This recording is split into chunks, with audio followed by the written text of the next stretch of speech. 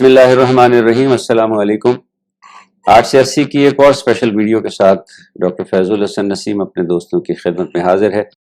और जनाब, ये सिलसिला हमने शुरू किया पिछली वीडियो से कि जब हमने खालिस साइंसी मालूमात फराहम करनी शुरू की, कुछ साइंटिफिक डिस्कशन करनी शुरू की हमने उन लोगों के लिए जो साइंस पढ़ रहे हैं, ज़िंदगी से मुतल्लिक कीमियाई तामुलात और उन कीमियाई मालिक्यूल्स को पढ़ रहे हैं या पढ़ा रहे हैं। हमारी पहली वीडियो कार्बोहाइड्रेट पार्ट 1 के हवाले से जो रिस्पांस हमारे पास आया, जो दोस्तों ने हमारे साथ अपने कमेंट्स शेयर किए, उनसे हमारी बड़ी हौसला अफजाई हुई। कुछ ने तो ये कहा कि जी आपने इतनी मुश्किल मजमून को किस तरह से आसान बना दिया, और वो भी अपनी ज़ुबान में। देखिए, कोशिश हमारी यही है कि साइंसी मालूमात को अपनी ज़ुबान में अपने सुनने वालों तक, तालिब इल्मों तक, अपने दोस्तों तक पहुँचाया जाए। जो इस्तिलाहात हैं जिनका उर्दू में कोई मुतबादिल नहीं है, वो हमारी मजबूरी है। कार्बोहाइड्रेट्स का अभी तक मुझे कोई उर्दू में मुतबादिल नहीं मिला, लिहाजा हमारी मजबूरी है कि हमने इसे कार्बोहाइड्रेट ही कहना है। और सम अप कर दें, इससे पहले कि आज की वीडियो की बात करें, पहले सम अप कर लें कि पिछली वीडियो में हमने डिस्कस क्या किया था।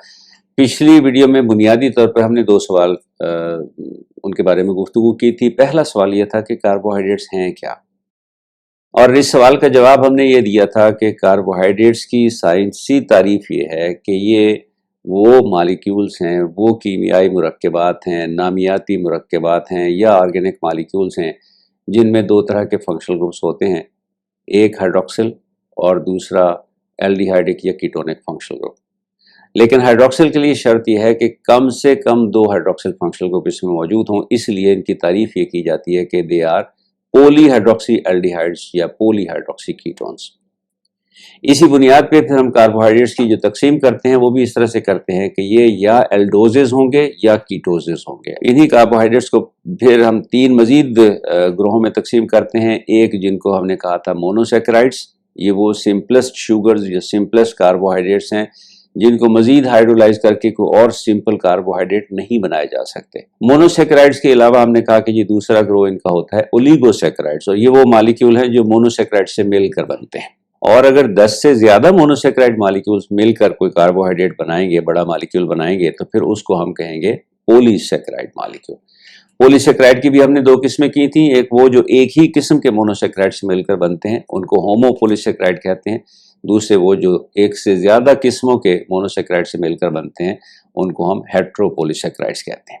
और एक और तरीका जो हमने आपसे जिक्र किया था वो था इनके फंक्शन की बुनियाद पे ये किस काम आते हैं। बुनियादी तौर पर 3 ग्रोहों में तकसीम करते हैं काम के हवाले से। पहला फूड रिजर्वायर, स्टार्च, ग्लाइकोजन, ये फूड रिजर्वायर के तौर पे काम आते हैं। दूसरा स्ट्रक्चरल कंपोनेंट, सेलुलोज बहुत बड़ा स्ट्रक्चरल कंपोनेंट है। और तीसरा एनर्जी सोर्स, ये जितने भी मोनोसेकेराइड्स हैं, ग्लिसरॉल्डिहाइड, एरिथ्रोज, ग्लूकोज, बुनियादी तौर पर जो प्राइमरी सोर्स ऑफ एनर्जी हमारी बॉडी का है वो है ग्लूकोज, फ्रुक्टोज, ये सारे वो कार्बोहाइड्रेट्स हैं जो एनर्जी सोर्स के तौर पे इस्तेमाल होते हैं। आज हम जो मालूमात आपसे शेयर करने लगे हैं उनका ताल्लुक है कार्बोहाइड्रेट्स के रिएक्शंस के हवाले से, कार्बोहाइड्रेट के रिएक्शन की खूबसूरतियों के हवाले से, किस किस तरह के रिएक्शंस ये शो करते हैं और क्यों करते हैं। जो पहली बुनियादी बात हम आपसे दरख्वास्त करेंगे कि आप समझें वो ये है कि किसी भी ऑर्गेनिक मालिक्यूल या नामियाती मुरक्कब के रिएक्शंस का इन्हिसार इस बात पे होता है कि उसके अंदर कौन कौन से फंक्शनल ग्रुप्स मौजूद हैं। कार्बोहाइड्रेट्स की अगर हम मिसाल लें तो हमने कहा कार्बोहाइड्रेट्स में 2 तरह के फंक्शनल ग्रुप मौजूद होते हैं, एक हाइड्रोक्सिल फंक्शनल ग्रुप, दूसरा कार्बोनिल फंक्शनल ग्रुप। इनकी भी फिर आगे 2 किस्में हैं। कार्बोनिल फंक्शनल ग्रुप या एल्डिहाइडिक फॉर्म में मौजूद होगा या कीटोनिक फॉर्म में मौजूद होगा, और हाइड्रोक्सिल फंक्शनल ग्रुप या प्राइमरी हाइड्रोक्सिल फंक्शनल ग्रुप की फॉर्म में मौजूद होगा या सेकेंडरी हाइड्रोक्सिल फंक्शनल ग्रुप की फॉर्म में मौजूद होगा। चुनांचे किसी भी कार्बोहाइड्रेट मॉलिक्यूल के जो रिएक्शंस हैं वो इन्हीं फंक्शनल ग्रुप्स के हवाले से होंगे, और ये कार्बोहाइड्रेट इन फंक्शनल ग्रुप से हट के कोई और रिएक्शन शो नहीं कर सकता। मिसाल ले लेते हैं, ग्लिसरॉल्डिहाइड मॉलिक्यूल जो हमने आपसे कहा था कि सिंपलेस्ट एल्डोज मॉलिक्यूल या सिंपलेस्ट कार्बोहाइड्रेट मॉलिक्यूल है, एल्डो ट्रायोज है, 3 कार्बन है इसमें। कार्बन नंबर 1 एल्डिहाइडिक कार्बन, ये carbonyl carbon aldehydic carbon form में मौजूद है इसमें। कार्बन नंबर 2 के साथ एक हाइड्रोक्सिल ग्रुप लगा हुआ है, लेकिन ये सेकेंडरी हाइड्रोक्सिल फंक्शनल ग्रुप है। और कार्बन नंबर 3 के साथ एक और हाइड्रोक्सिल मौजूद है, लेकिन ये प्राइमरी हाइड्रोक्सिल फंक्शनल ग्रुप है। चुनांचे ग्लिसरल्डिहाइड के जो रिएक्शंस हैं वो या एल्डिहाइड ग्रुप की वजह से होंगे, या सेकेंडरी हाइड्रॉक्सिल फंक्शनल ग्रुप की वजह से होंगे, या प्राइमरी हाइड्रॉक्सिल फंक्शनल ग्रुप की वजह से होंगे। इसके पैरेलल डाइहाइड्रॉक्सी एसीटोन में भी इसी तरह से फंक्शनल ग्रुप्स मौजूद हैं, लेकिन कार्बन नंबर 1 और कार्बन नंबर 3 के साथ सिर्फ प्राइमरी हाइड्रॉक्सिल फंक्शनल ग्रुप मौजूद है। इस मॉलिक्यूल में तीसरा कार्बन जो सेंट्रल कार्बन है, कार्बन नंबर 2, वो कीटोनिक फॉर्म में है और इस मॉलिक्यूल में कोई सेकेंडरी हाइड्रॉक्सिल फंक्शनल ग्रुप मौजूद नहीं है। चुनांचे डाइहाइड्रॉक्सी एसीटोन जो रिएक्शन शो करेगा वो या होंगे कीटोनिक फंक्शनल ग्रुप की वजह से, या वो होंगे प्राइमरी हाइड्रॉक्सिल फंक्शनल ग्रुप की वजह से।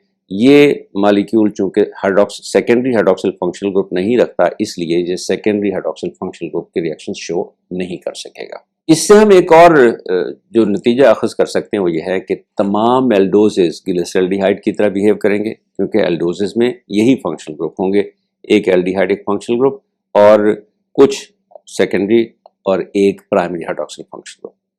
और कीटोजेस जो हैं वो अलबत्ता डाइहाइड्रॉक्सी एसीटोन से थोड़ा सा डिफरेंट रिएक्शंस शो करेंगे, क्योंकि जैसे हम कीटोटेट्रोज पे जाएंगे, एक ऐसे कीटोज पे जिसके अंदर 4 कार्बन होंगे, तो फिर उसमें एक सेकेंडरी हाइड्रॉक्सिल फंक्शनल ग्रुप भी ऐड हो जाएगा। चुनांचे डाइहाइड्रॉक्सी एसीटोन में ना सेकेंडरी हाइड्रॉक्सिल फंक्शनल ग्रुप है, ना ये सेकेंडरी हाइड्रॉक्सिल फंक्शनल ग्रुप का रिएक्शन शो कर सकता है, लेकिन इससे आगे के जितने कीटोजेस हैं वो सारे के सारे कीटोनिक फंक्शनल ग्रुप के रिएक्शंस भी शो करेंगे, सेकेंडरी हाइड्रॉक्सिल फंक्शनल ग्रुप के रिएक्शंस भी शो करेंगे और प्राइमरी हाइड्रॉक्सिल फंक्शनल ग्रुप के रिएक्शंस भी शो करेंगे। हम इन रिएक्शंस को 2 कैटेगरीज में तकसीम कर लेते हैं अपनी सहूलत के लिए। एक वो सीरीज ऑफ रिएक्शन है जो हाइड्रॉक्सिल ग्रुप की वजह से होती है, दूसरी वो सीरीज ऑफ रिएक्शन है जो कार्बोनिल फंक्शनल ग्रुप की वजह से होती है, जिसमें एल्डिहाइडिक और कीटोनिक दोनों शामिल कर लेंगे। आइए पहले हम डिस्कस कर लेते हैं वो रिएक्शन, सैकेराइड्स के वो रिएक्शन, शुगर्स के, कार्बोहाइड्रेट्स के वो रिएक्शन जो हाइड्रॉक्सिल फंक्शनल ग्रुप की वजह से होते हैं। अगर हम एक छोटी सी लिस्ट बनाएं तो इस लिस्ट में alkylation, acylation, formation of acetals और ketals, formation of amino sugars, oxidation of carbohydrate molecule, phosphorylation of carbohydrate molecules, deoxy derivatives of sugars और डिहाइड्रेशन के जरिए बनने वाले प्रोडक्ट्स, ये सारे वो रिएक्शंस हैं जो हाइड्रॉक्सिल फंक्शनल ग्रुप की वजह से हैं। लिहाजा सारे कार्बोहाइड्रेट इन रिएक्शंस को शो कर सकते हैं। मजीद अपनी सहूलत के लिए हम ये कर सकते हैं कि इन रिएक्शंस को कुछ और कैटेगरीज में तकसीम कर लेते हैं। मिसाल के तौर पे बुनियादी तौर पे हम इन्हें कोई तकरीबन 2 या 3 कैटेगरीज में तकसीम कर सकते हैं। एक वो कैटेगरी है जिसे हम कह सकते हैं ईथर फॉर्मेशन रिएक्शन, और दूसरी वो है जिसको हम कह सकते हैं एस्टर फॉर्मेशन रिएक्शन। आइए इन रिएक्शंस को एक एक करके देखते हैं। अगर कोई अल्कोहल किसी कार्बोनिल मॉलिक्यूल के साथ रिएक्ट करे तो जो रिएक्शन होगा बुनियादी तौर पर वो हाइड्रॉक्सिल फंक्शनल ग्रुप और कार्बोनिल फंक्शनल ग्रुप के दरमियान होगा। यहाँ एक और प्रिंसिपल समझने की जरूरत है कि ऑर्गेनिक मॉलिक्यूल्स के दरमियान जो रिएक्शन होते हैं बेलमूम वो किसी न्यूक्लियोफिलिक सेंटर और इलेक्ट्रोफिलिक सेंटर के दरमियान होते हैं। अल्कोहल में hydroxyl functional group nucleophilic centre है, इसमें ऑक्सीजन के ऊपर 2 लोन पेयर ऑफ इलेक्ट्रॉन्स मौजूद हैं, इसलिए ये हाइड्रॉक्सिल न्यूक्लियोफिलिक सेंटर के तौर पे बिहेव करता है। दूसरी तरफ जो एल्डिहाइड या कीटोन है उसमें कार्बोनिल फंक्शनल का कार्बन एटम इलेक्ट्रोफिलिक सेंटर के तौर पे बिहेव करता है, क्योंकि ये कार्बन जब ऑक्सीजन से डबली बॉन्डेड होता है तो इलेक्ट्रोनेगेटिविटी के डिफरेंस की वजह से ये बॉन्डेड इलेक्ट्रॉन ज्यादा ऑक्सीजन के करीब होते हैं, उसके नतीजे में ऑक्सीजन के ऊपर एक पार्शियल नेगेटिव चार्ज आ जाता है और इस कार्बन के ऊपर एक पार्शियल पॉजिटिव चार्ज आ जाता है। यूं ये कार्बन इलेक्ट्रोफिलिक सेंटर बन जाता है। अल्कोहल का hydroxyl functional group nucleophilic centre के तौर पे बिहेव करेगा और ये अपना pair of electron, lone pair of electron oxygen के ऊपर जो मौजूद है वो डोनेट करेगा इलेक्ट्रोफिलिक सेंटर को, जिसका मतलब ये है कि इस ऑक्सीजन और कार्बोनिल कार्बन के दरमियान एक नया बॉन्ड, एक पेयर ऑफ इलेक्ट्रॉन शेयर हो रहा है तो एक नया बॉन्ड बनेगा। ऑक्सीजन के लिए प्रॉब्लम नहीं है, ऑक्सीजन जब 3 बॉन्ड बना लेती है एक lone pair of electron donate करके तो ये ऑक्सोनियम आयन में कन्वर्ट हो जाता है और ऑक्सीजन के ऊपर एक फुल पॉजिटिव चार्ज आ जाता है। लेकिन कार्बन के लिए प्रॉब्लम है। कार्बन के लिए प्रॉब्लम यह है कि कार्बन 5 बॉन्ड नहीं बना सकती, कार्बन का एटम ज्यादा से ज्यादा 4 बॉन्ड बना सकता है। अब जब ये ऑक्सीजन के साथ एक नया बॉन्ड बनाता है तो इसे अपने पुराने 4 बॉन्ड्स में से एक बॉन्ड को छोड़ना होगा और इसका कार्बन का ऑक्सीजन के साथ जो डबल बॉन्ड है उनमें से एक बॉन्ड है सिग्मा, दूसरा है पाई, और पाई निस्बतन कमजोर बॉन्ड होता है, लिहाजा कार्बन इस बॉन्ड को तोड़ देता है, छोड़ देता है, ये पेयर ऑफ इलेक्ट्रॉन ऑक्सीजन पे शिफ्ट कर जाता है और यूं कार्बन के 4 बॉन्ड पूरे हो जाते हैं, लेकिन इस कार्बन के साथ जो ऑक्सीजन अटैच है उसके ऊपर एक फुल नेगेटिव चार्ज आ जाता है। ये जो इंटरमीडिएट स्पीशीज बनी है ये अनस्टेबल है, बहुत अनस्टेबल है, इसलिए कि इसमें एक ऑक्सीजन के ऊपर पूरा positive charge, full positive charge मौजूद है और एक और ऑक्सीजन के ऊपर फुल नेगेटिव चार्ज मौजूद है। ये हाईली रिएक्टिव स्पीशीज होती हैं, लिहाजा ये फौरन रीअरेंजमेंट में जाती हैं और रीअरेंजमेंट की वजह से कुछ बॉन्ड्स शिफ्ट होते हैं, कुछ नए बॉन्ड्स बनते हैं। रिजल्ट ये है कि जो ऑक्सोनियम आयन के ऑक्सीजन के साथ हाइड्रोजन मौजूद होता है वो एज प्रोटॉन रिलीज होता है और वो नेगेटिव चार्ज वाले ऑक्सीजन के साथ चला जाता है और वो हाइड्रोक्सिल में कन्वर्ट हो जाता है। यूं एक स्टेबल स्पीशीज बनती है और ये स्टेबल स्पीशीज है या हेमी एसीटाल या हेमिकीटाल। अगर एक हाइड्रोक्सिल फंक्शनल ग्रुप किसी एल्डिहाइडिक फंक्शनल ग्रुप के साथ रिएक्ट करेगा तो जो प्रोडक्ट बनता है वो हेमी एसीटाल कहलाता है, और अगर एक हाइड्रोक्सिल फंक्शनल ग्रुप किसी कीटोनिक फंक्शनल ग्रुप के साथ रिएक्ट करता है तो जो प्रोडक्ट बनता है वो हेमिकीटाल कहलाता है। अब जब आप कार्बोहाइड्रेट मॉलिक्यूल को देखते हैं तो इसमें दिलचस्प बात यह है कि ये दोनों रिएक्टिव फंक्शनल ग्रुप यानी हाइड्रोक्सिल और कार्बोनिल फंक्शनल ग्रुप एक ही मॉलिक्यूल के अंदर मौजूद होते हैं। चुनाचे कार्बोहाइड्रेट्स मॉलिक्यूल में इंट्रा मॉलिक्यूलर साइक्लाइजेशन रिएक्शन हो सकता है। एक ही कार्बोहाइड्रेट मॉलिक्यूल के अंदर मौजूद हाइड्रोक्सिल उसी कार्बोहाइड्रेट के अंदर मौजूद कार्बोनिल के ऊपर अटैक करेगा, इलेक्ट्रोफिलिक न्यूक्लियोफिलिक रिएक्शन जैसे अभी हमने जिक्र किया, और रिजल्ट ये है कि एक हेमी एसीटाल या हेमिकीटाल बन जाएगा। और डिपेंडिंग अपॉन कि एक कार्बोहाइड्रेट मॉलिक्यूल में कितने हाइड्रोक्सिल्स अवेलेबल हैं, ए वैरायटी ऑफ रिंग स्ट्रक्चर्स बन सकते हैं। आइए हम ग्लूकोज मॉलिक्यूल को एज एन एग्जांपल लेते हैं और देखते हैं कि इसमें कितनी पॉसिबिलिटीज हैं, किस किस तरह के रिंग स्ट्रक्चर्स बन सकते हैं। सबसे पहले हम ये फर्ज कर लेते हैं कार्बन नंबर 2 पे मौजूद hydroxyl functional group carbon number 1 पर मौजूद कार्बोनिल कार्बन जो एल्डिहाइडिक कार्बन है उसके ऊपर अटैक करता है और एक हेमी एसीटाल बनता है। के नतीजे में एक 3 मेंबर रिंग बनेगा और ये हेट्रोसाइक्लिक रिंग होगा जिसमें एक एटम ऑक्सीजन का होगा और 2 एटम कार्बन के होंगे। जब हमने ग्लूकोज को ओपन चेन फॉर्म में लिखा तो उसमें carbon number 1 asymmetric carbon atom नहीं था। आपको याद है पिछली वीडियो में हमने ये डिस्कशन की थी कि एसिमेट्रिक या कायरल कार्बन क्या होता है। ऐसा कार्बन एटम जो 4 मुख्तलिफ ग्रुप से बॉन्डेड हो उसको हम कहते हैं एसिमेट्रिक या कायरल कार्बन एटम। तो ओपन चेन फॉर्म में ग्लूकोज मॉलिक्यूल का aldehydic carbon carbon number 1 asymmetric carbon नहीं है। अलबत्ता जब ये इंट्रा मॉलिक्यूलर साइक्लाइजेशन हो जाती है, जब कार्बन नंबर 2 पर मौजूद हाइड्रोक्सिल इसके साथ रिएक्ट करके हेमी एसीटाल बना देता है तो अब carbon number 1 asymmetric carbon atom में कन्वर्ट हो जाता है। कार्बन नंबर 1 को देखिए, 4 मुख्तलिफ ग्रुप से बॉन्डेड होने की वजह से अब ये कार्बन एसिमेट्रिक कार्बन या कायरल कार्बन बन गया है। ओपन चेन में ग्लूकोज मॉलिक्यूल में 4 एसिमेट्रिक कार्बन थे, carbon number 2, carbon number 3, carbon number 4, carbon number 5। लेकिन इस इंट्रा मॉलिक्यूलर साइक्लाइजेशन के बाद कार्बन नंबर 1 भी एसिमेट्रिक कार्बन या कायरल कार्बन बन गया और अब इस मॉलिक्यूल में 5 एसिमेट्रिक कार्बन मौजूद हैं। कार्बन नंबर 1 भी एसिमेट्रिक, कार्बन 2, 3, 4, 5 एसिमेट्रिक। हमने पिछली वीडियो में आपको ये भी बताया था कि अगर कोई कार्बन एसिमेट्रिक कार्बन एटम हो तो उसकी वजह से 2 आइसोमर्स बनते हैं।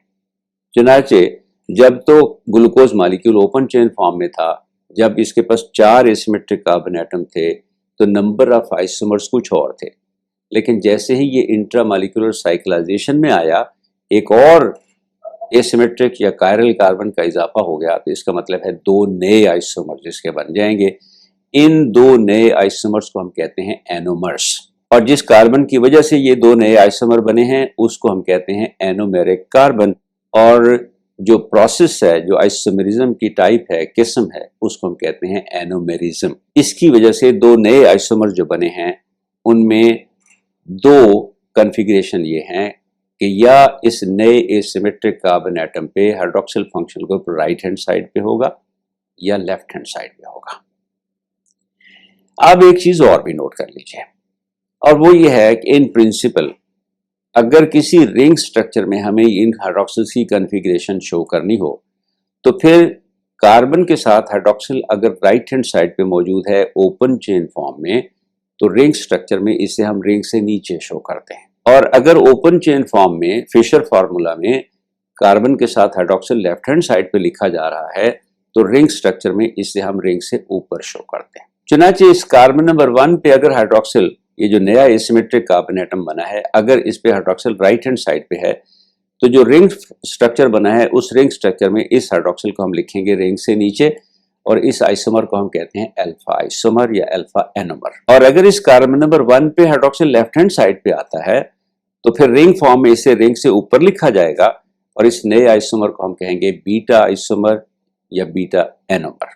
3 मेंबर्ड जो हेटेरोसाइक्लिक रिंग है, ये कुछ ज्यादा स्टेबल स्ट्रक्चर नहीं है। दूसरी पॉसिबिलिटी क्या है कि कार्बन नंबर 3 पर जो हाइड्रोक्सिल फंक्शनल ग्रुप मौजूद है वो अटैक करे कार्बोनिल कार्बन को। इसके नतीजे में जो हेमीएसिटाल बनेगा उसका रिजल्ट होगा एक 4 मेंबर्ड हेटेरोसाइक्लिक रिंग, जिसमें एक ऑक्सीजन होगा, 3 कार्बन एटम होंगे, और उसमें भी वही होगा, 2 नए आइसोमर्स बन जाएंगे, एक अल्फा एनोमर बनेगा, एक बीटा एनोमर बनेगा, लेकिन जो रिंग स्ट्रक्चर बनेगा ये 4 मेंबर्ड हेटेरोसाइक्लिक रिंग होगा। ये रिंग भी अगरचे 3 मेंबर्ड रिंग से ज्यादा स्टेबल है, लेकिन कोई बहुत ज्यादा स्टेबल स्ट्रक्चर नहीं है। एक और पॉसिबिलिटी, कार्बन नंबर 4 के ऊपर मौजूद हाइड्रोक्सिल फंक्शनल ग्रुप अगर इस्तेमाल हो हेमीएसिटाल बनाने में, तो अब जो रिंग स्ट्रक्चर बनेगा वो ये 5 मेंबर्ड हेटेरोसाइक्लिक रिंग होगा। उसमें एक ऑक्सीजन होगी, 4 कार्बन होंगे। कार्बन नंबर 1 उसी तरह से एनोमेरिक कार्बन 2 नए एनोमर्स को जन्म देगा। We will have an alpha anomer and we will have a beta enomer। ये जो 5 membered ring structure बनता है, ये एक और ऑर्गेनिक मॉलिक्यूल है फ्यूरैन, ये उससे मिलता जुलता है, लिहाजा कार्बोहाइड्रेट्स का जो ये 5 membered ring structure बनता है इसको हम कहते हैं फ्यूरानोज स्ट्रक्चर।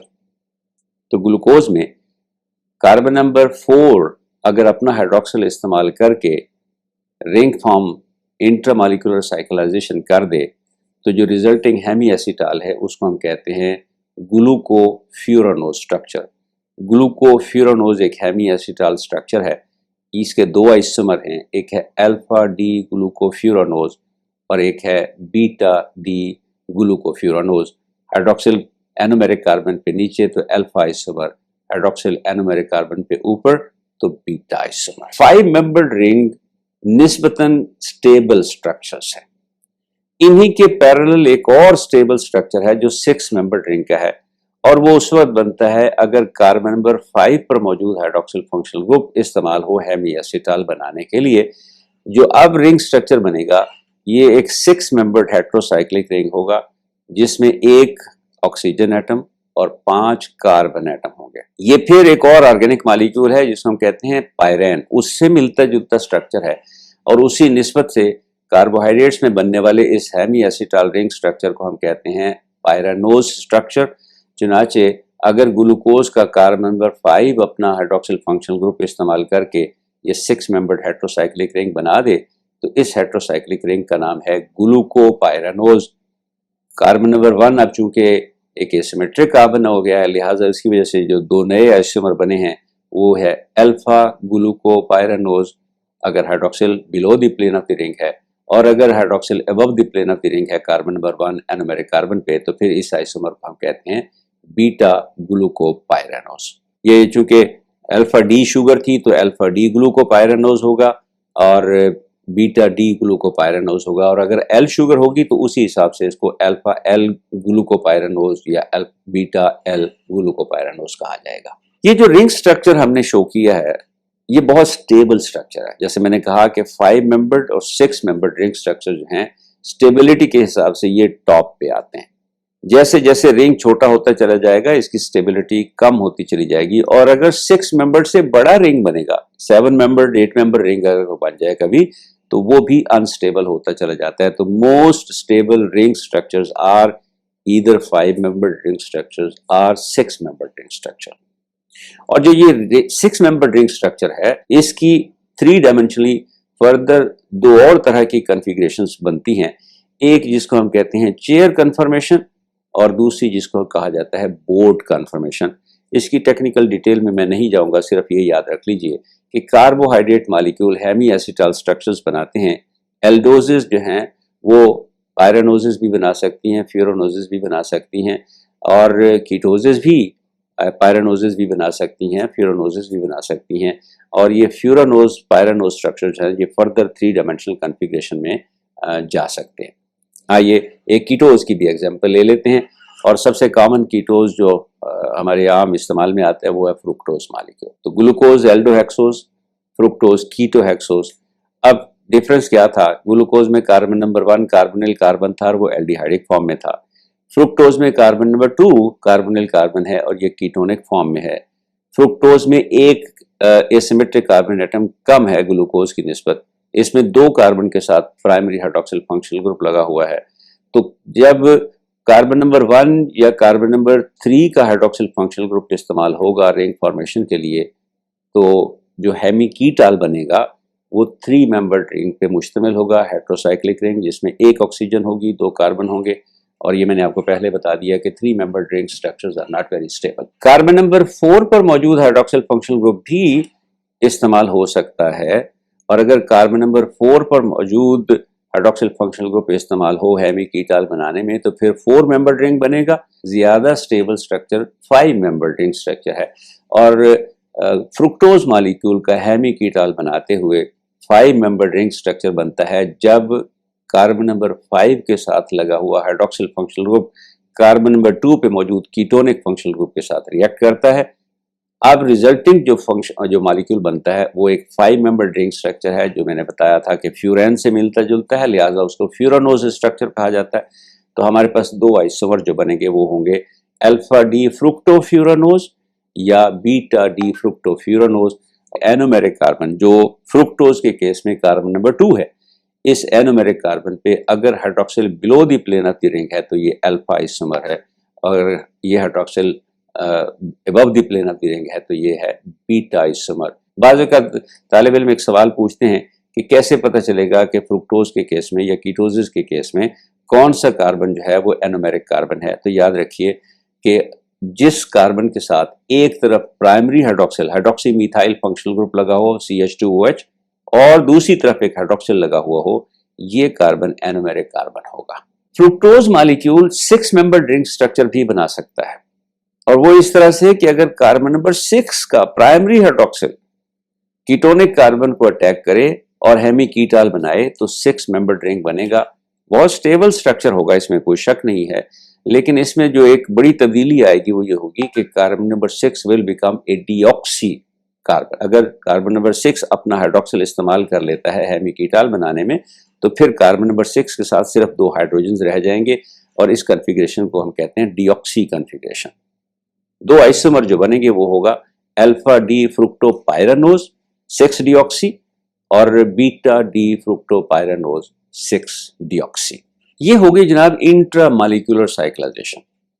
अब इस इंट्रामॉलिक्यूलर साइक्लाइजेशन की जो आखिरी अहम बात है वो ये याद रखिए कि जब भी हम किसी कार्बोहाइड्रेट को सोल्यूशन फॉर्म में लाते हैं, एक्वस सोल्यूशन में खास तौर पे, ऑल पॉसिबल रिंग स्ट्रक्चर्स बनते हैं। 3 membered ring, 4 membered ring, 5 membered ring, 6 membered ring, सारे के सारे रिंग स्ट्रक्चर्स बनते हैं। अल्फा आइसोमर, बीटा आइसोमर, सारे के सारे रिंग स्ट्रक्चर्स बनते हैं। अलबत्ता इन सब की प्रोपोर्शन एक जितनी नहीं होती। प्रोपोर्शन इन स्ट्रक्चर्स की इस बात पे डिपेंड करती है कि वो कितने स्टेबल हैं। जो रिंग स्ट्रक्चर जितना ज्यादा स्टेबल है वो उतना ही ज्यादा एग्जिस्ट करता है। और जैसे मैंने आपको बताया है कि 5 मेंबर्ड फ्यूरानो स्ट्रक्चर या 6 मेंबर्ड पैरानो स्ट्रक्चर सबसे ज्यादा स्टेबल हैं, लिहाजा सोल्यूशन के अंदर सबसे ज्यादा प्रोपोर्शन भी इन्हीं 2 स्ट्रक्चर्स की होती है। इसके अलावा ओपन चेन फॉर्म भी एग्जिस्ट करती है सोल्यूशन में, और वो इक्विलिब्रियम में होती है इन तमाम रिंग स्ट्रक्चर्स के साथ। लेकिन ग्लूकोज के केस में मिसाल के तौर पे सिर्फ 1% के करीब ग्लूकोज जो है वो ओपन चेन फॉर्म में होती है। रिमेनिंग 99% ग्लूकोज जो है वो किसी न किसी रिंग स्ट्रक्चर में, और जैसे मैंने आपसे कहा कि वो रिंग स्ट्रक्चर जो जितने स्टेबल हैं वो उतनी ही ज्यादा प्रोपोर्शन में मौजूद होंगे। इसके अलावा अल्कोहल्स आपस में रिएक्ट करके ईथर्स भी बना सकते हैं। अल्कोहल्स अमीन से रिएक्ट करके स्पेशल ईथर एन ईथर्स भी बना सकते हैं, और अल्कोहल्स थायोल फंक्शनल ग्रुप के साथ रिएक्ट करके एस ईथर्स भी बना सकते हैं। ईथर लिंकेज फॉर्मेशन अल्कोहल्स का एक करेक्टरिस्टिक है। ओ ईथर, एन ईथर या एस ईथर इस बात पे डिपेंड करेगा कि ब्रिजिंग एटम किस एलिमेंट से ताल्लुक रखता है। अगर तो ऑक्सीजन ब्रिजिंग एटम के तौर पे काम कर रहा है तो ऐसी ईथर लिंकेज को हम कहते हैं ओ ईथर। अगर नाइट्रोजन एटम एक्ट कर रहा है एज ए ब्रिज तो फिर इसको हम कहेंगे एन ईथर, और अगर सल्फर एटम एक्ट कर रहा है एज ए ब्रिज तो फिर इसको हम कहते हैं एस ईथर। चूंकि सैकेराइड्स पॉलीहाइड्रोक्सी मॉलिक्यूल्स हैं, लिहाजा सैकेराइड्स इसी तरह के रिएक्शंस का इजहार कर सकते हैं, इसी तरह के रिएक्शंस में इस्तेमाल हो सकते हैं, और ये ओ ईथर, एन ईथर और एस ईथर हर तीन तरह की लिंकेजेस बना सकते हैं। अगर एक हेमी एसीटाल या हेमी कीटाल ग्रुप का हाइड्रोक्सिल फंक्शनल ग्रुप इन्वॉल्व हो जाए तो फिर जो ईथर लिंकेज बनती है उसको हम कहते हैं glycosidic linkage. Glycosides naturally occurring बहुत ही अहम मॉलिक्यूल्स हैं।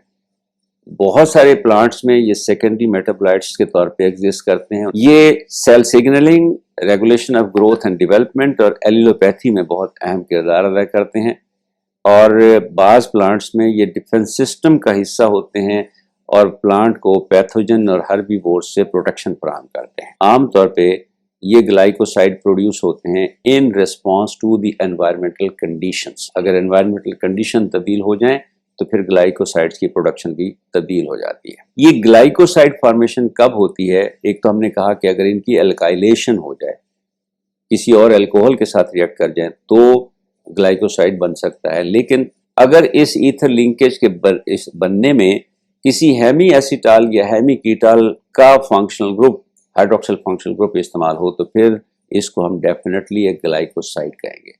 स्क्रीन पर इस वक्त आपको दो रिएक्शन नजर आ रहे होंगे। एक में अल्फा डी ग्लूकोज रिएक्ट कर रहा है मेथनॉल के साथ, और जो प्रोडक्ट बन रहा है वो है alpha 1 methyl D glucose. Carbon number 1 hemiacetal का एनोमेरिक कार्बन है, उसके साथ अब एक मीथाइल फंक्शनल ग्रुप लग गया है। ये एक ईथर है, मीथाइलेटेड कार्बोहाइड्रेट है, और इसको हम कहेंगे एल्काइलेशन रिएक्शन, क्योंकि एल्काइलेशन हुई है। एल्काइल ग्रुप किसी भी हाइड्रोक्सिल के साथ जा सकता है। कार्बन नंबर 2 पे जो हाइड्रोक्सिल है उसकी भी मीथाइलेशन या एल्काइलेशन हो सकती है। कार्बन 3 पर मौजूद हाइड्रोक्सिल की भी एल्काइलेशन, मीथाइलेशन। 4, 5 पे चूंकि इस वक्त हाइड्रोक्सिल है कोई नहीं, लिहाजा रिंग स्ट्रक्चर फॉर्म में 5 का हाइड्रोक्सिल इस्तेमाल हो गया रिंग बनाने में, लिहाजा उस पर मीथाइलेशन नहीं हो सकती। लेकिन कार्बन नंबर 6 पे जो प्राइमरी हाइड्रोक्सिल फंक्शनल ग्रुप है उसकी भी मीथाइलेशन हो सकती है। अब आ जाइए दो कार्बोहाइड्रेट के दरमियान रिएक्शन या हेमी एसीटाल या हेमी कीटाल के हाइड्रोक्सिल फंक्शनल ग्रुप के इस्तेमाल पे। अगर दो ग्लूकोज मॉलिक्यूल आपस में इस तरह से रिएक्ट करें कि एक ग्लूकोज का कार्बन नंबर 1 का हाइड्रोक्सिल दूसरे ग्लूकोज के कार्बन नंबर 4 के हाइड्रोक्सिल के साथ रिएक्ट कर जाए तो जो ईथर लिंकेज बनेगी अब ये डेफिनेटली एक ग्लाइकोसिडिक लिंकेज कहलाएगी, और इसको हम कहते हैं अल्फा 1,4-O ग्लाइकोसिडिक लिंकेज या बीटा 1,4-O ग्लाइकोसिडिक लिंकेज। जो रिएक्शन आपको स्क्रीन पे नजर आ रहा है इसमें अल्फा कॉन्फ़िगरेशन वाला ग्लूकोपायरोनोज इस्तेमाल हो रहा है, लिहाजा जो लिंकेज बन रही है वो भी अल्फा 1,4-O ग्लाइकोसिडिक लिंकेज है। ये जो मॉलिक्यूल बना है ये अब डाइसैकेराइड है, क्योंकि इसमें दो ग्लूकोज मॉलिक्यूल इस्तेमाल हुए हैं, लिहाजा ये मॉलिक्यूल कहलाता है डाइसैकेराइड, और इसका असल नाम है माल्टोज। अगर पहला कार्बोहाइड्रेट, पहला ग्लूकोज मॉलिक्यूल बीटा कॉन्फ़िगरेशन में हो, यानी अल्फा डी ग्लूकोपायरानोज की बजाय ये हो बीटा डी ग्लूकोपायरानोज फॉर्म में, तो जो प्रोडक्ट बनेगा अब वो होगा बीटा 1,4-O ग्लाइकोसाइड, और जो बीटा 1,4-O ग्लाइकोसाइड वाला मॉलिक्यूल है नाम तो उसका होगा beta D ग्लूकोपायरानोसाइल alpha D ग्लूको alpha या बीटा डी ग्लूकोपायरानोज, लेकिन ये माल्टोज नहीं होगा। बीटा 1,4-O ग्लाइकोसिडिक लिंकेज के जरिए जो दो ग्लूकोज मॉलिक्यूल जोड़ते हैं वो बनाते एक डाइसैकेराइड ही है, लेकिन इस डाइसैकेराइड का नाम होता है सेलुलोबायोज, और ये सेलुलोज का कंपोनेंट है। तो ये कॉन्फ़िगरेशन जो एनोमेरिक कार्बन की कॉन्फ़िगरेशन है ये बहुत अहम किरदार अदा करती है। एक और एग्जांपल देखिए, इस डाइसैकेराइड में अल्फा 1 डी ग्लूकोपायरानोज का एनोमेरिक कार्बन और बीटा डी फ्रुक्टोफ्यूरानोज का एनोमेरिक कार्बन, कार्बन नंबर 2 इस्तेमाल हुए हैं। लिंकेज जो बनी है ये है अल्फा 1 बीटा 2 और ये ओ ग्लाइकोसिडिक लिंकेज है क्योंकि ऑक्सीजन ब्रिजिंग एटम के तौर पे इस्तेमाल हो रहा है। जो मॉलिक्यूल बना है इसका कॉमन नाम है सुक्रोज। ये नॉन रिड्यूसिंग शुगर है, लेकिन जब हम रिड्यूसिंग नॉन रिड्यूसिंग पे पहुंचेंगे तो फिर आपको समझाएंगे कि ये नॉन रिड्यूसिंग शुगर क्यों है। एक और एग्जाम्पल देखिए, इसमें जो दो मॉलिक्यूल जुड़े हुए हैं उनमें से एक है गैलेक्टोज मॉलिक्यूल और वो है बीटा कॉन्फ़िगरेशन में, बीटा डी गैलेक्टोपाइरानोसाइड। और दूसरा मॉलिक्यूल जो इस्तेमाल हुआ है वो है ग्लूकोज मॉलिक्यूल और ये ग्लूकोज मॉलिक्यूल भी है बीटा डी ग्लूकोपाइरानोज फॉर्म में। इनमें जो लिंकेज बनी है वो है बीटा 1,4-O ग्लाइकोसिडिक लिंकेज। तो जब गैलेक्टोज और ग्लूकोज आपस में बीटा 1,4-O ग्लाइकोसिडिक लिंकेज के थ्रू जुड़े तो जो डाइसेक्राइड बनेगा, इस डाइसेक्राइड का नाम है लैक्टोज। माल्टोज को फ्रूट शुगर भी कहा जाता है, सुक्रोज को कॉमन टेबल शुगर भी कहा जाता है और लैक्टोज को मिल्क शुगर भी कहा जाता है। आइए अब एक और एग्जांपल देखते हैं जो एन ग्लाइकोसिडिक लिंकेज की है। एन ग्लाइकोसिडिक लिंकेज उस वक्त बनती है जब ब्रिजिंग एटम, कार्बोहाइड्रेट और किसी और मॉलिक्यूल के दरमियान ब्रिजिंग एटम नाइट्रोजन हो। इसकी बहुत टिपिकल एग्जांपल है एक नाइट्रोजनस बेस के साथ जुड़ा हुआ कार्बोहाइड्रेट। रिजल्टिंग मॉलिक्यूल को कहते हैं न्यूक्लियोसाइड और अगर इस न्यूक्लियोसाइड के साथ फास्फेट भी लग जाए तो फिर ये बन जाता है न्यूक्लियोटाइड। और न्यूक्लियोसाइड्स या न्यूक्लियोटाइड इसकी बेस्ट एग्जांपल हैं एन ग्लाइकोसिडिक लिंकेज की। इसमें कार्बोहाइड्रेट का एनोमेरिक कार्बन इस्तेमाल होता है और जिस दूसरे मॉलिक्यूल के साथ जोड़ता है उसके दरमियान नाइट्रोजन एटम ब्रिज के तौर पे काम कर रहा होता है। लिहाजा यहाँ जो ग्लाइकोसिडिक लिंकेज या ईथर लिंकेज बनती है उसको हम कहते हैं एन ग्लाइकोसिडिक लिंकेज। तीसरी एग्जांपल जो हमने आपको बताई थी वो थी एस ग्लाइकोसिडिक लिंकेज। अगर सल्फर एटम ब्रिजिंग एटम के तौर पे काम कर रहा हो तो फिर एस ग्लाइकोसिडिक लिंकेज बनती है।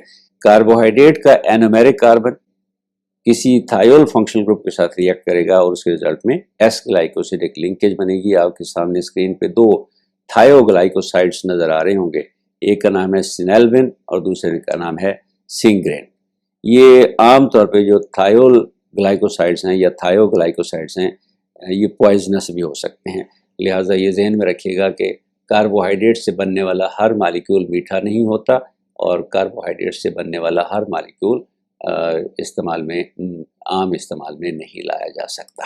मीठे की हमने बात की तो ग्लाइकोसाइड्स और मोनोसेक्राइड्स का अगर हम एक तकाबुली जायजा लें, एक कंपैरिजन करें तो इसमें आप देखिए, अगर सुक्रोज को स्टैंडर्ड माना जाए और सुक्रोज की मिठास को हम कहें कि ये 100% स्वीटनेस है तो ग्लूकोज इससे कम मीठा है, इसकी मिठास 74% पे आती है। माल्टोज और कम मीठा है, गैलेक्टोज भी उसी तरह से और कम मीठा है और इनकी मिठास 33% पे आती है। और लैक्टोज बहुत ही कम मीठा है, फीका फीका सा होता है और इसकी मिठास सुक्रोज के मुकाबले में सिर्फ 16% है। लेकिन फ्रुक्टोज सुक्रोज से भी कहीं ज़्यादा मीठा है, तकरीबन 2 गुना ज़्यादा मीठा है। आप ये देखिए कि अगर सुक्रोज को स्टैंडर्ड माना जाए कि इसकी मिठास 100% है तो फ्रुक्टोज की मिठास उसके मुकाबले में 173% के करीब है। हमने आपसे कहा कि हाइड्रॉक्सिल ग्रुप की वजह से अमीनो शुगर्स बन सकती हैं। कोई एक हाइड्रॉक्सिल फंक्शनल ग्रुप कार्बोहाइड्रेट्स में मौजूद एक हाइड्रॉक्सिल फंक्शनल ग्रुप सब्स्टिट्यूट हो जाता है, रिप्लेस हो जाता है एक अमीनो फंक्शनल ग्रुप से। आपको सामने स्क्रीन पे 2 मॉलिक्यूल नजर आ रहे होंगे, एक है 2-ग्लूकोसामीन, कार्बन नंबर 2 पर जो हाइड्रॉक्सिल फंक्शनल ग्रुप मौजूद था वो रिप्लेस हो गया अमीनो फंक्शनल ग्रुप से। तो जो शुगर डेरिवेटिव बना है इसका नाम है ग्लूकोसामीन। इसे 2-ग्लूकोसामीन हमने इसलिए कहा कि ये इंडिकेट करने के लिए कौन सा हाइड्रॉक्सिल रिप्लेस हुआ है। इसी तरह से दूसरा मॉलिक्यूल जो स्क्रीन पे आपको नजर आ रहा है वो है 2-गैलेक्टोसामीन। अब इसमें गैलेक्टोज मॉलिक्यूल के कार्बन नंबर 2 पर मौजूद हाइड्रॉक्सिल एक अमीनो फंक्शनल ग्रुप से रिप्लेस हो गया और यूं गैलेक्टोज का एक अमीनो डेरिवेटिव शुगर बन गया। ये अमीनो शुगर्स बहुत इंपॉर्टेंट शुगर्स हैं क्योंकि हेट्रोपोलीसैकेराइड्स बनाने में इन शुगर्स का बहुत बड़ा एक अहम किरदार है। और वो ये कि इनकी फिर फर्दर चूंकि मॉडिफिकेशन होती है। ग्लूकोज को देखिए, ग्लूकोज से 2-ग्लूकोसामीन बनी और फिर इस अमीनो फंक्शनल ग्रुप के ऊपर एक एसिटाइल फंक्शनल ग्रुप एसिटाइलेशन के जरिए आ जाता है तो ये बन जाता है एन एसिटाइल ग्लूकोसामीन या एन एसिटाइल 2-ग्लूकोसामीन।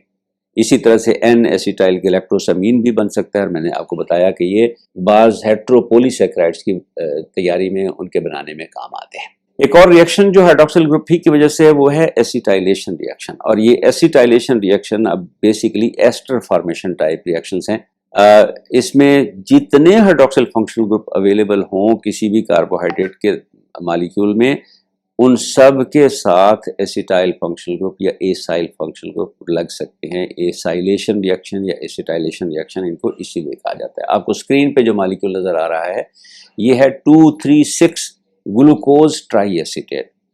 कार्बन नंबर 2 पे जो हाइड्रोक्सिल फंक्शनल ग्रुप था उसकी एसिटाइलेशन हुई, कार्बन नंबर 3 पे जो हाइड्रोक्सिल फंक्शनल ग्रुप था उसकी एसिटाइलेशन हुई, और कार्बन नंबर 6 पे जो हाइड्रोक्सिल फंक्शनल ग्रुप था उसकी एसिटाइलेशन होगी। तो हमारे पास ये प्रोडक्ट बन गया 2,3,6 ग्लूकोज ट्राई एसीटेट। और जैसे मैंने आपको बताया ये लिमिट 3 की नहीं है, जितने हाइड्रोक्सिल्स अवेलेबल होंगे उतने ही एसिटाइल या एसाइल फंक्शनल ग्रुप इसके साथ लग सकते हैं, और यूं एसिटाइल डेरिवेटिव्स कार्बोहाइड्रेट्स के या शुगर्स के बन सकते हैं, या एसिटाइल या एसाइल एस्टर मॉलिक्यूल बन सकते हैं। एक और एस्टर जो बहुत ही इंपॉर्टेंट एस्टर है कार्बोहाइड्रेट मॉलिक्यूल्स के हवाले से, वो है इसके फास्फेट एस्टर्स। जो दो बहुत इंपॉर्टेंट फास्फेट एस्टर्स कार्बोहाइड्रेट्स के हवाले से गिने जाते हैं वो हैं ग्लूकोज 6 फास्फेट और ग्लूकोज 1 फास्फेट। ग्लूकोज 6 फास्फेट वो मॉलिक्यूल है जिसमें कार्बन नंबर 6 पर मौजूद हाइड्रोक्सिल फंक्शनल ग्रुप के साथ एक फास्फेट लग गया है, और ग्लूकोज 1 फास्फेट वो है जिसमें कार्बन नंबर 1 एनोमेरिक कार्बन के ऊपर मौजूद हाइड्रोक्सिल फंक्शनल ग्रुप के साथ एक फास्फेट लग गया है। और इस फास्फोरिलेशन रिएक्शन की बायोलॉजिकल सिग्निफिकेंस ये है कि सेल के अंदर कोई भी कार्बोहाइड्रेट मॉलिक्यूल उस वक्त तक इस्तेमाल नहीं हो सकता जब तक वो फास्फोरिलेटेड फॉर्म में मौजूद ना हो। यानी राइबोज ने अगर इस्तेमाल होना है तो उसे राइबोज 5 फॉस्फेट में कन्वर्ट होना पड़ेगा। ग्लिसरॉल्डिहाइड ने अगर इस्तेमाल होना है तो ग्लिसरॉल्डिहाइड 3 फॉस्फेट में तब्दील होना पड़ेगा। फ्रुक्टोज ने अगर इस्तेमाल होना है तो पहले उससे फ्रुक्टोज 6 फॉस्फेट बनेगा, फिर वो। तो कार्बोहाइड्रेट्स या मोनोसैकेराइड्स की यूटिलाइजेशन के लिए फास्फेट एस्टर्स बनना इंतहाई ज़रूरी है। अगर ये रिएक्शन ना हो सके तो वो कार्बोहाइड्रेट इस्तेमाल नहीं हो सकता। और इसकी एक टिपिकल जो एग्जांपल है वो है डायबिटिक पेशेंट्स की। डायबिटिक पेशेंट्स में इस रिएक्शन में एक डेफिशिएंसी होती है जिसकी वजह से ग्लूकोज 6 फास्फेट में तब्दील नहीं हो सकता। चुनाचे डायबिटिक पेशेंट्स की बॉडी इस ग्लूकोज को इस्तेमाल नहीं कर सकती, नतीजतन ये ग्लूकोज खून में इकट्ठा होता चला जाता है, ब्लड शुगर लेवल बढ़ता चला जाता है, और जब ये रीनल थ्रेशोल्ड 180 मिलीग्राम पर 100 ml ऑफ ब्लड जब इस रीनल थ्रेशोल्ड को ये क्रॉस कर लेता है तो ये ग्लूकोज यूरिन में पेशाब में आना शुरू हो जाता है, और इस कंडीशन को क्लिनिकली डायबिटीज़ कहा जाता है। डायबिटीज़ या ज़ियाबीतस ये है कि बॉडी ग्लूकोज इस्तेमाल नहीं कर सकती, और क्यों नहीं कर सकती कि उस बॉडी में ग्लूकोज अपने कॉरस्पॉन्डिंग फास्फेट में ग्लूकोज 6 फास्फेट में तब्दील नहीं हो सकता। ये फास्फोरिलेशन रिएक्शन आपके सामने है। इसमें ये बॉडी के अंदर जो होता है तो 2 एंजाइम है, उनमें से कोई एक एंजाइम काम करता है, या हेक्सोकाइनेज या ग्लूकोकाइनेज। एटीपी मॉलिक्यूल इसमें एज ए डोनर मॉलिक्यूल इस्तेमाल होता है। ये एक फास्फेट ग्रुप डोनेट करता है जो कार्बोहाइड्रेट मॉलिक्यूल के साथ लग जाता है। हाइड्रोक्सिल ग्रुप ही की वजह से एक और रिएक्शन है इसका, हाइड्रोक्सिल ग्रुप की ऑक्सीडेशन का। अगर तो हाइड्रोक्सिल हो प्राइमरी हाइड्रोक्सिल फंक्शनल ग्रुप तो इसकी ऑक्सीडेशन 2 स्टेप्स में होती है। पहले स्टेप में इसकी ऑक्सीडेशन से बनता है एक एल्डिहाइड फंक्शनल ग्रुप, और दूसरे स्टेप में इस हाइड्रोक्सिल ग्रुप की जो ऑक्सीडेशन होती है या एल्डिहाइडिक फंक्शनल ग्रुप की फर्दर ऑक्सीडेशन होती है उसमें बन जाता है एक कार्बोक्सिल फंक्शनल ग्रुप। चुनांचे प्राइमरी हाइड्रोक्सिल फंक्शनल ग्रुप अगर किसी कार्बोहाइड्रेट मॉलिक्यूल का ऑक्सीडाइज होके कंप्लीट ऑक्सीडाइज होके कार्बोक्सिल फंक्शनल ग्रुप में कन्वर्ट हो जाए तो रिजल्टिंग एसिड को हम कहते हैं यूरोनिक एसिड। अगर आप ग्लूकोज मॉलिक्यूल में मौजूद प्राइमरी हाइड्रोक्सिल फंक्शनल ग्रुप को ऑक्सीडाइज करें, कंप्लीट ऑक्सीडेशन के जरिए उसे कार्बोक्सिल फंक्शनल ग्रुप में कन्वर्ट कर दें तो जो रिजल्टिंग प्रोडक्ट बनेगा उसको हम कहते हैं ग्लूकोयूरोनिक एसिड। तो कोई भी मॉलिक्यूल अगर इसी तरह से ऑक्सीडाइज हो जाए तो उसका कॉरस्पॉन्डिंग यूरोनिक एसिड बन जाएगा। और यूरोनिक एसिड्स की बायोलॉजिकल सिस्टम में बड़ी सिग्निफिकेंस है क्योंकि ये भी कुछ हेट्रोपोलीसैकेराइड बनाने में इस्तेमाल होते हैं। और अगर कोई secondary hydroxyl functional group oxidise हो तो फिर वो सिर्फ एक ही स्टेप की ऑक्सीडेशन उसमें होती है और उसको कहते हैं डिहाइड्रोजनेशन रिएक्शन। और उस डिहाइड्रोजनेशन की वजह से ये कीटोनिक कार्बन में कन्वर्ट हो जाता है। तो सेकेंडरी हाइड्रॉक्सिल फंक्शनल ग्रुप की ऑक्सीडेशन भी हो सकती है, लेकिन सिर्फ एक स्टेप तक, और वो स्टेप है इसके ज़रिए कार्बोनिल ग्रुप की फॉर्मेशन। आपको स्क्रीन पर नज़र आ रहा होगा, एक बड़ा इंपॉर्टेंट मेटाबोलाइट है 3 कीटो 6 फास्फो ग्लूकोनिक एसिड। आप देखिए ग्लूकोनिक एसिड, इसमें एल्डिहाइडिक फंक्शनल ग्रुप भी ऑक्सीडाइज हुआ है, उसकी वजह से ये ग्लूकोनिक एसिड कहलाता है। और कार्बन नंबर 3 पे जो सेकेंडरी हाइड्रॉक्सिल था उसकी ऑक्सीडेशन हो गई और कार्बन नंबर 3 कन्वर्ट हो गया कीटोनिक फंक्शनल ग्रुप में। कार्बन नंबर 6 के हाइड्रॉक्सिल के साथ फास्फेट लगा हुआ है, तो ये 3 कीटो 6 फास्फो ग्लूकोनिक एसिड मॉलिक्यूल है, और ये बना है oxidation of the secondary hydroxyl present at carbon number 3। Deoxy sugars की अभी थोड़ी देर पहले हमने बात की थी। हेमीकीटाल फॉर्मेशन के दौरान आपको मैंने बताया था कि अगर कार्बन नंबर 6 पे फ्रुक्टोज में मौजूद कार्बन नंबर 6 का हाइड्रॉक्सिल इस्तेमाल हो हेमीकीटाल बनाने में, तो फिर कार्बन नंबर 6 जो है वो डीऑक्सी फॉर्म में चला जाता है।